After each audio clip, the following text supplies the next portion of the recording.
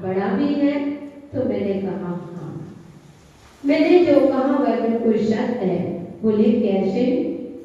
तो मैंने कहा जो संसार से भयभीरू है, जो समझदार व्यक्ति है, जिसको संसार से पार होने की भावना है, समझ रहा है कि ये नश्वर है, संसार में कोई किसी का नहीं है, सब आंख खुले का सपना है। जो संसार से भयभीरू होता है उनके लिए संसार छोटा होता है, और जो जिससे संसार से भयभीरू नहीं होते, थोड़ा सा समय ज्यादा हुआ, घर में जाकर के बैठ गए। कौन बैठे मंदिर में? 9 बजे छुट्टी होती है। ओ यानी आप समझ लेना, आपका संसार अभी दीर्घ संसार है। आपको संसार में भटकने का ये मौका है। आप संसार में स्वयं अपने हाथ से संसार में 4 गति 84 लाख योनियों में परिभ्रमण का कारण चल रहा है। आप कितना भी धन कमा लेना, आपके घर में सुख समृद्धि नहीं हो सकती, क्योंकि जिसको मंदिर में ही समय देने लग जाए, बहुत देर हो जाती है, और समझ लेना उसका पतन निश्चित है। मैं आगम कहता है, मैं नहीं कह रही हूँ, और नाम यहाँ के लिए कह रही बंदो। कहते हैं जिसको मंदिर दूर लगने लगे, मंदिर में धार्मिक अनुष्ठान होते हैं अथवा गुरु का उपदेश होता है, वह गुरु का उपदेश आपको देर में लगने लगे कि बहुत देर हो जाती है, समझ लेना हमारा पतन निश्चित। क्योंकि दुनिया में किसी भी जगह चले जाओ, जब तक तुम धर्म को नहीं धारण करोगे, जब तक तुम्हारा कल्याण होने वाला नहीं है। जो भी आज चाहे बिजनेस हो, चाहे व्यापार हो, चाहे कोई भी पुण्य की क्रियाएं जब करोगे, जब तुमको हर चीज में सफलता मिलेगी। हम पुण्य की क्रियाएं, तो पुण्य तो चाहते हैं, पाप कोई नहीं चाहता। एक इंद्री से लेकर के 5 इंद्री जीव है, कोई भी पाप नहीं चाहता है, सब पुण्य चाहते हैं। बोलो सभा में बैठे, क्या चाहते हो? पुण्य के पाप?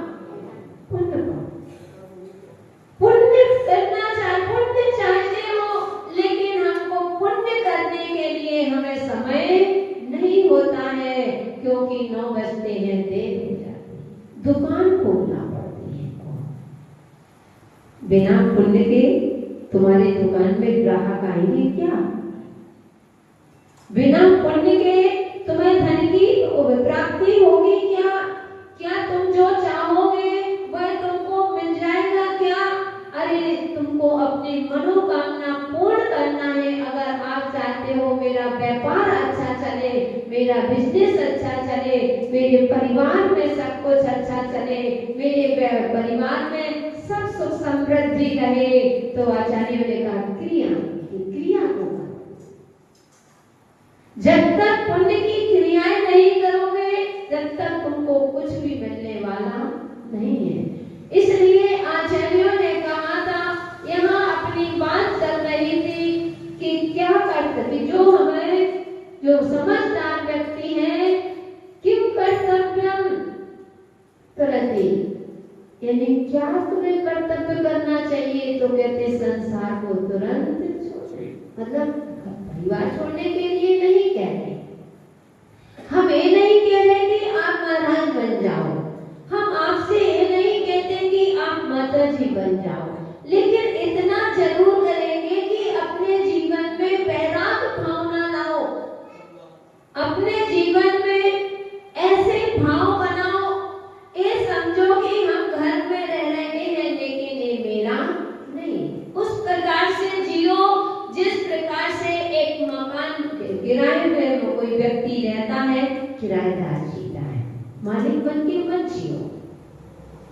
जीना है, परिवार नहीं छूटता है, मत छोड़ो, लेकिन परिवार में इस तरह से रहो जैसे कोई किसी को मकान में देते हो तो वह किराएदार रहता है, किराएदार रहता है, मकान में रहता है, साफ सफाई करता है, साज सज्जा करता है, अपने रूम को साफ करता है, कहीं जाने न लग जाए, कहीं कचरा ना आ जाए, सब साफ करता है। लेकिन वह इसको मालूम है कि मैं किराए के घर में रहना, मुझे कभी भी मालिक में मेरे से यह मकान खाली करवा सकता है। करवा सकते ना, अपनापन के तो नहीं रहोगे, मालिक बना के तो नहीं जीते। जो किराएदार होते हैं उनको मालूम है, पता नहीं मालिक की मर्जी है कब तक इस मकान में मुझे रहने को मिलेगा। आखिर मेरा मकान नहीं है, कभी भी मुझे मकान को बदलना पड़ सकता है, मुझे दूसरे इस मकान को छोड़ के दूसरे मकान में जा सकते हैं। ऐसे ही पुण्यशालियों जो समझदार व्यक्ति होते हैं, वे मालूम है कि मैं इस मकान में रह रहा हूँ, परिवार में रह रहा हूँ, इस सब में तो इस रैन बसेरा है। जिस प्रकार से पक्षी जब रात्रि होती है तो चारों दिशाओं से पक्षी आकर के एक पेड़ पर बैठ जाते हैं और रात्रि व्यतीत होती है, सुबह अपने अपने स्थान पर चले जाते। दिक देसा खगायत्रा सा बसंती ने गंगे साकार बसंती तो देसे दिक्षु प्रवेश। इष्टम देश में आचार्य महाराज कहते हैं कि वह पक्षी जैसे आते हैं और बैठ जाते हैं और सुबह प्रातः काल होते ही देसे दिक्षु प्रवेश कि अपने स्थान पर चले जाते हैं। ऐसे हमारा रैन बसेरा है। ये समझो हम आए हैं, जब भरोसा नहीं है, इसलिए हमेशा सतर्क रहो, हमेशा सावधान रहना। कहते हैं कि जो समझदार होते हैं वह मौत को आने पर हंसते हैं और जो मूर्ख होते हैं उसके नाम सुनकर के। इसलिए बंधुओं, कोई जीवन का भरोसा नहीं। यहाँ कहते हैं किम कर्तव्यम विदुषा, जो विद्वान होते हैं वह अपने कर्तव्य उनका क्या है कि अपन संसार से विरक्त रहो। ये नया अपना कुछ नहीं है, जो जैसा होता है होनहार वैसी होती है। ध्यान रखना, अगर आपको धर्म के प्रति रुचि है तो आपको अंत समय इतना अच्छा मौका मिल सकता है। कहते हैं अंत भला सो सब भला, लेकिन इस भरोसे नहीं बैठा जो अंत भला सो सब भला। कहते हैं अंत में करने की धर्म ध्यान, अभी तो खाने के है, बाद में कर लेंगे, बुढ़ापा आएगा जब कर लेंगे, फिर सुन लेंगे प्रवचन। अभी से क्या प्रवचन सुनना, भी तो माता जी को बहुत रहना है, बाद में सुन लेंगे। कहीं ऐसा ना हो वह व्यक्ति वह राह की रास्ते पर चला जा रहा है और रास्ते पर जैसे ही चला जाता, उसको देखा सामने से कोई एक छाया दिखती है और वह छाया उस राहगीर से कहती है हाथ मिलाओ। तो भाई कहता है ऐसे कौन, तुम कौन हो, पहले अपना परिचय दो। तो बोले पहले हाथ मिलाओ। तो बोला मैं बिना अपरिचित से कभी हाथ नहीं मिलाता हूँ, पहले आप बताइए आप कौन है और क्यों आए हो, क्या रीजन है आपका, आप मेरे से हाथ क्यों मिला रहे हो। वह बोला मैं तुमको मित्र बनाने आया। क्या बनाने आया हूँ, मित्र बनाने आया हूँ। तो बोले नहीं, पहले आप परिचय दो, मैं अनजाने को कैसा मित्र बनाना, क्योंकि आजकल भरोसा नहीं है। आज मित्र बन करके भी कहते हैं मुख में राम नगर में, ऐसी स्थिति मैं आज का व्यक्ति हूँ। पहले जैसी दोस्ती नहीं, कोई मित्र ऐसे नहीं, क्योंकि बंधुओं कभी भी मैं आपसे भी कहूंगी कभी भी मित्रता करना सबको छूट जाए, लेकिन मित्रता पर कभी विश्वासघात नहीं करना। उस पेड़ पर आग लग जाती है, जंगल में आग लगती है, उस पेड़ पर एक पक्षी बैठा है और सभी उसमें गांव वाले भाग रहे हैं क्योंकि पूरे जंगल में आग लग गई। एक राहगीर उस पक्षी को देखता है तो कहता है कि ये पक्षी, आग लगी इस पेड़ पर, जलने लागे पात, हे पक्षी तुम क्यों नहीं उड़ते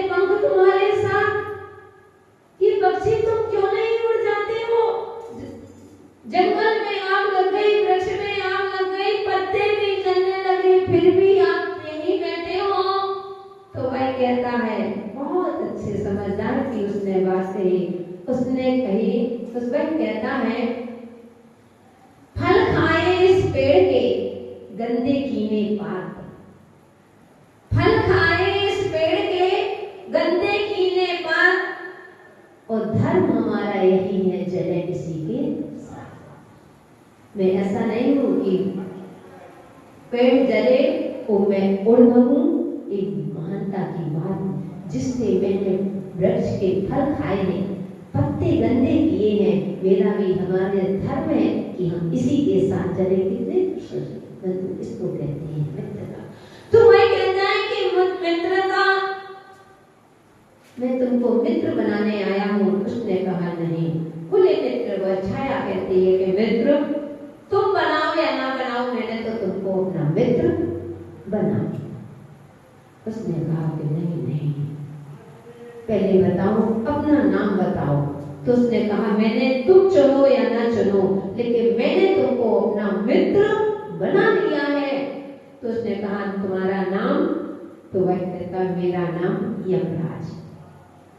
किससे दोस्ती हुई? यमराज से।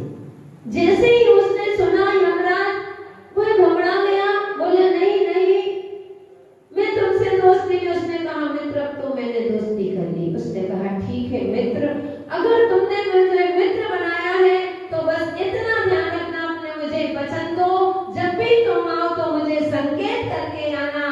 कम से कम संकेत करोगे, जब तक मैं धर्म ध्यान कर लूंगा, दान पुण्य कर लूंगा, पूजन पाठ कर लूंगा, कुछ अच्छे कार्य कर लूंगा, दीन दुखियों की सेवा कर लूंगा, आदि आदि कर लूंगा।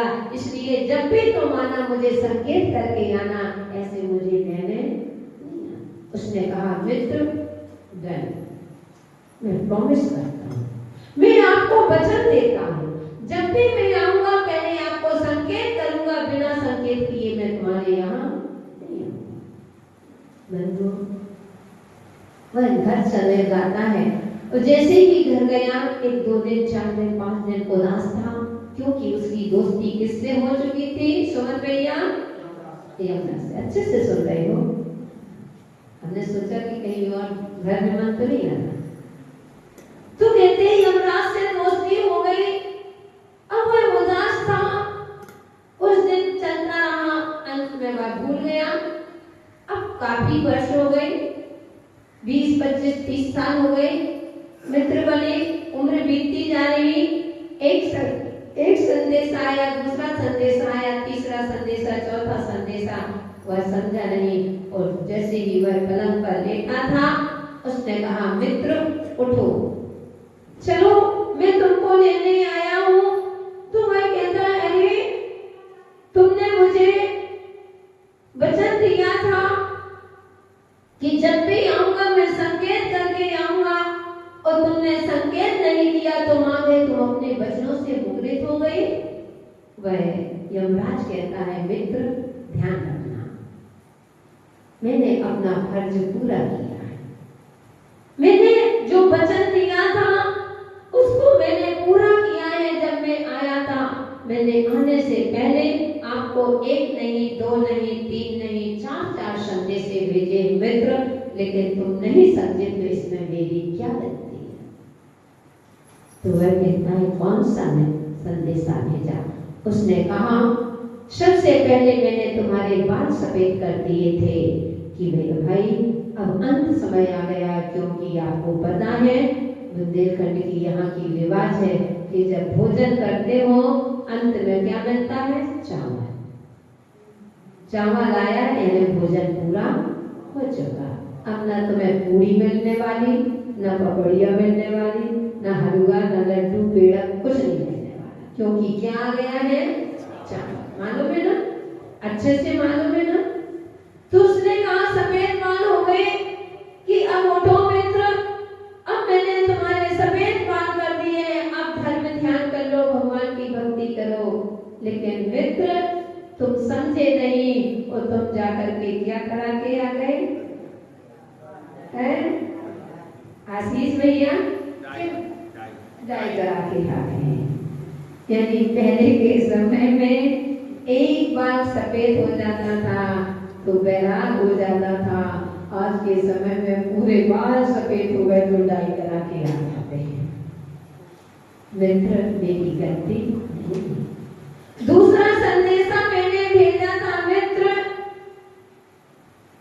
कि तुम्हारी आंखों से कम दिखाई देने लगा था, लेकिन तुम उससे कि अभी भी देखो, अब पैसे ही मत गिनते रहो, अब दिखाई कम देने लगा, तुम अब धर्म ध्यान कर लो। जितना शेष जीवन बचा है उस शेष जीवन को आप विशेष बनाइए। लेकिन मित्र तुम समझे नहीं और तुम जाकर के पहले तो 2 थी, अब कितनी हो गई? 4। समझदार है? यानी 4 आंखें हो गई, यानी चश्मा लगवा करके आ गए।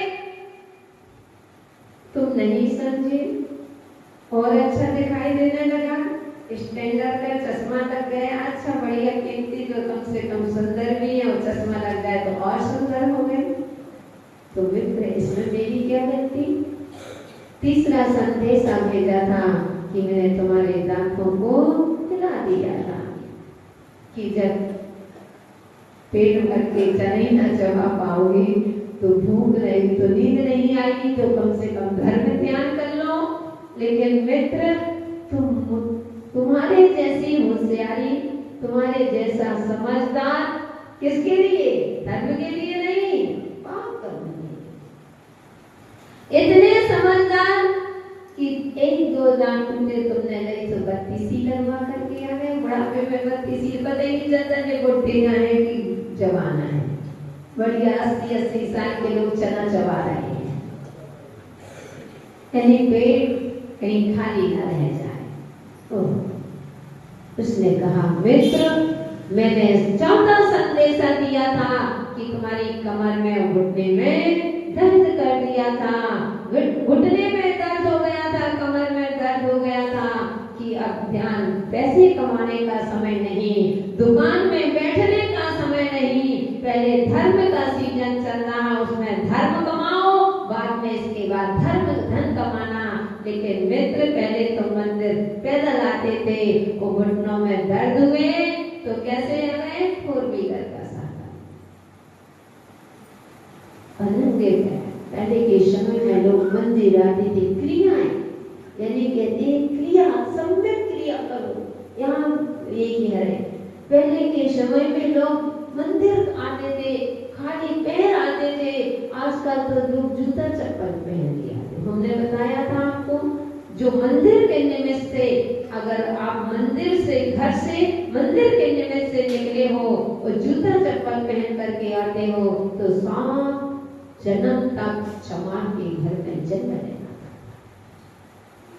हम लोग कहते माता जी की चढ़ रहता है, माता जी शुगर है, पैर में पत्थर चुभते हैं। ओहो, हम कहा करते हैं साधु के पैरों में चुभते हैं सूल। अरुण भैया, साधु के पैरों में चुभते हैं सूल, फिर भी कभी नहीं खाते कैप्सूल, और श्रावकों के पैरों में चुभते नहीं है कोई सूल, फिर भी दोनों टाइम खाते हो कैप्सूल।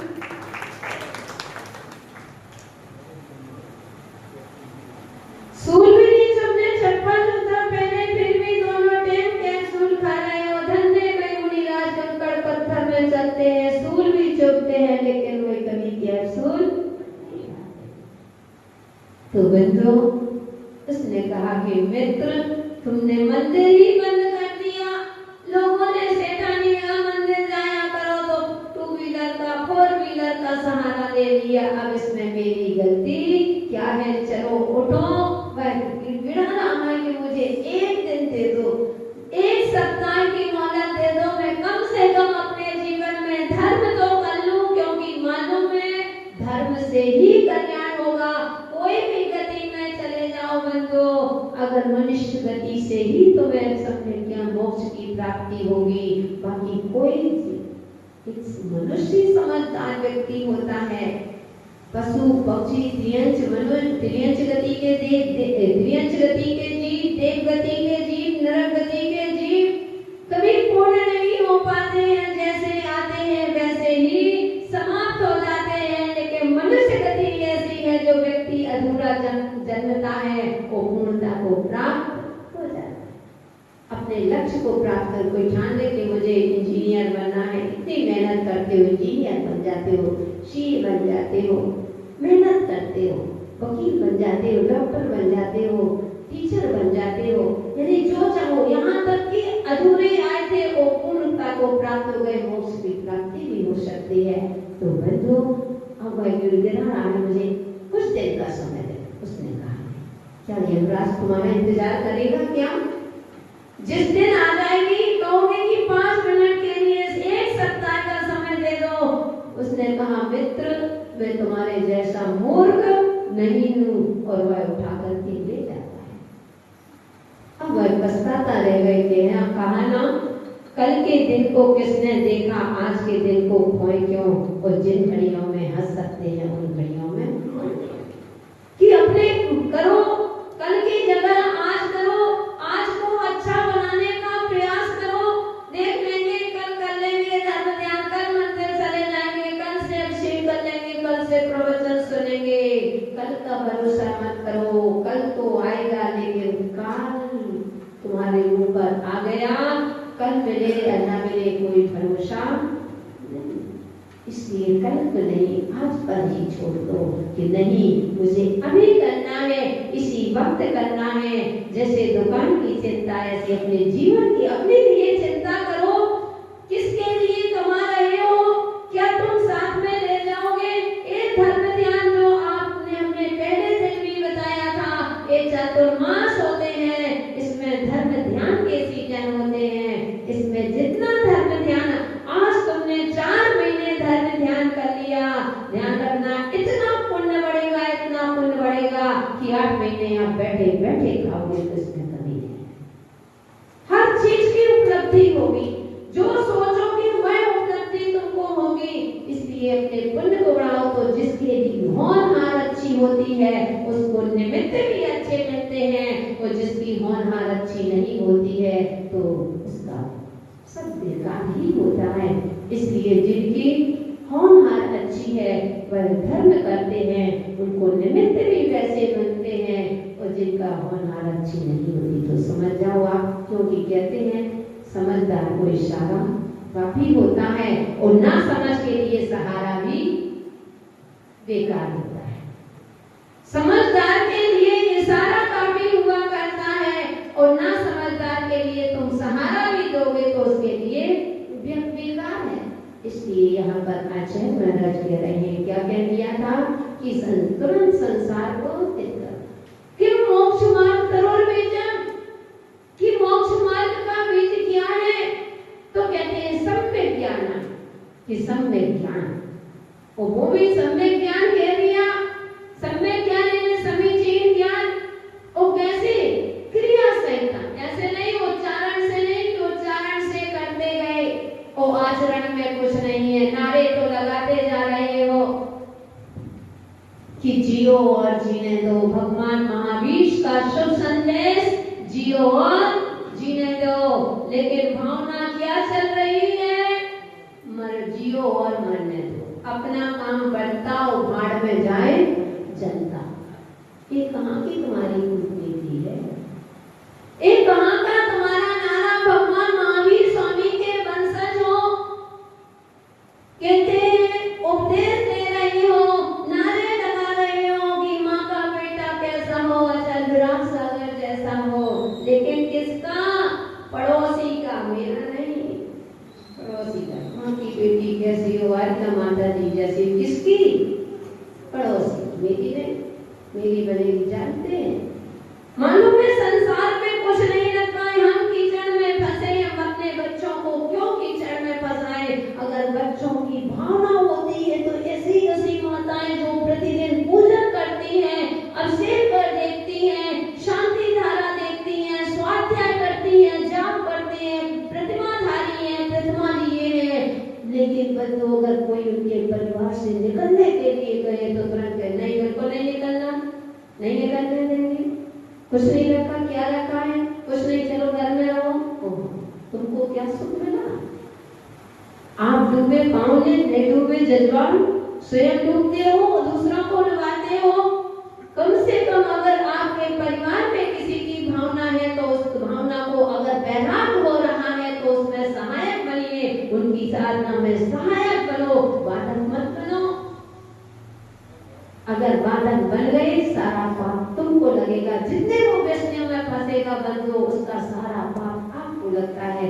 जब कोई लड़की हो या लड़का अदर कास्ट से मैरिज करता है, शादी करता है, ठान लेता है कि मुझे इसी लड़की से करना है, अदर कास्ट की लड़की से करना है, चाहे वह जाति आती हो, बड़ी जाती है, छोटी जाति, कुछ नहीं देखते। आप अपनी बेटी को मारते हो, पीटते हो, बेटे को मना करते हो, वह अंत में कहता है कि मैं मर जाऊंगा लेकिन मैं शादी करूंगा तो नहीं करूंगा। आप धीरे से कर दे तो माता जी क्या करें, मान नहीं रहा। यदि आप उसकी बात मान गए, अगर वह मोक्ष मार्ग में चलने के लिए तैयार हो रहा है तो आप उसके पीछे पड़े हो।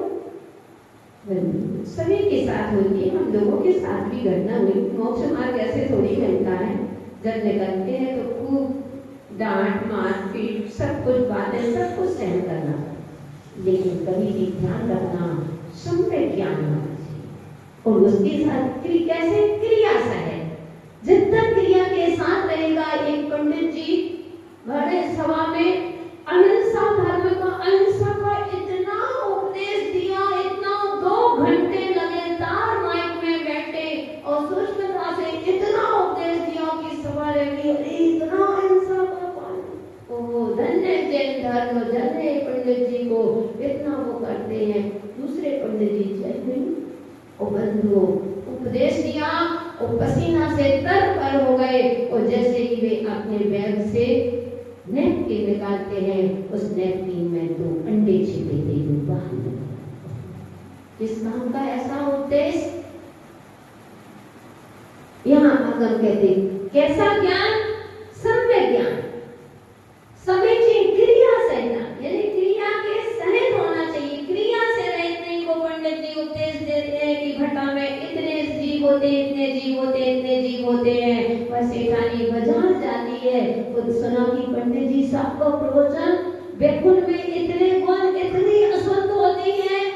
उसने तुरंत पंडित, उसने बाजार में पैदल लेने गई थी, घटा लेने गई थी, उसने तुरंत छोड़ दिए। वो घर में आई, दूसरी सब्जी बना ली। पंडित जी कहते आज तुमने भट्टा क्यों नहीं बनाई, बैगन की सब्जी तैयार क्यों नहीं की? वो कहती पंडित जी साहब मुझे मालूम नहीं था कि जीव इतने भट्टा में इतने जीव होते, इतना पाप लगता है, इतना। मैंने आपका प्रवचन सुना, उपदेश सुना तो मैं तो कांप गई कि अरे मैं इतना, इसलिए मैंने।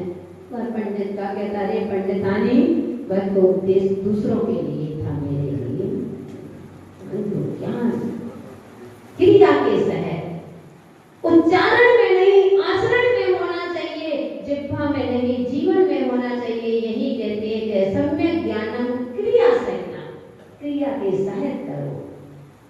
जो भी करना है उच्चारण में मत करो, उच्चारण में करोगे तुम्हारा जीवन संसार बढ़ेगा, और आचरण के साथ करोगे तो तुम्हारा संसार कम होगा। इस संसार को कम करने के लिए ही तो मनुष्य पर्याय मिली है।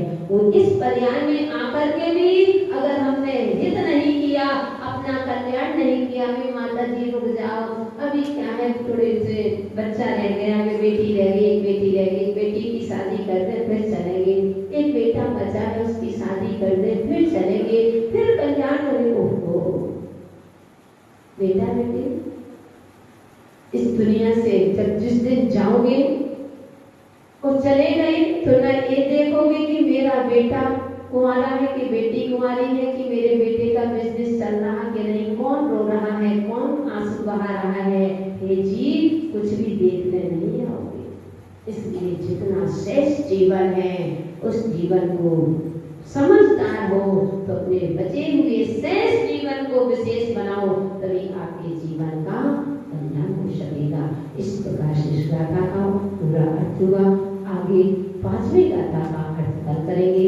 समय अपना पूरा हुआ, पहले 4 करेंगे।